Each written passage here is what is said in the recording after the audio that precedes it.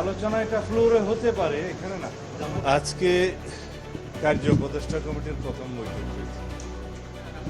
এর সভাপতি মাননীয় স্পিকার, সদস্য মাননীয় প্রধানমন্ত্রী, বিরোধী দলীয় নেতা এবং আরও বিরোধী দলীয় চিফ হুইপ, আমাদের চিফ হুইপ, হাউসের চিফ হুইপ এবং অন্যান্য আমরা কয়েকজন সদস্য, আমাদের মাননীয় মহাসচিব,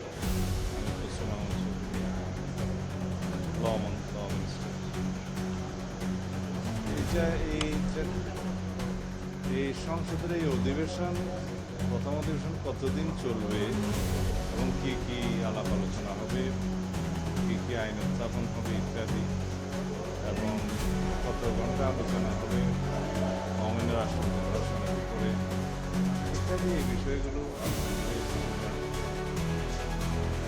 15 তারিখ কালকে অধিবেশন বসবে সকাল 11টায়, তারপরে 16 তারিখ থেকে মুলতবি হবে, মানে 15 তারিখের পরে আবার সংসদ বসবে আগামী 29 তারিখ মার্চ, ঈদের পরে, এবং পরে এপ্রিল মাস পুরোটাই জাতীয় সংসদের এই অধিবেশন চালু থাকে। এই সিদ্ধান্তগুলো নিয়ে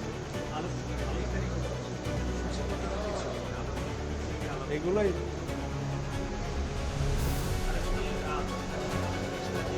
এগুলা বিশেষ কমিটি যেটা গঠিত হয়েছে, এই বিশেষ কমিটির উদ্দেশ্য হলো যে সংসদে বিভিন্ন মন্ত্রণালয় সম্পর্কিত স্থায়ী কমিটিগুলো গঠিত হওয়ার আগ পর্যন্ত ট্রেডিশন অনুসারে এই বিশেষ কমিটি গঠিত হয়।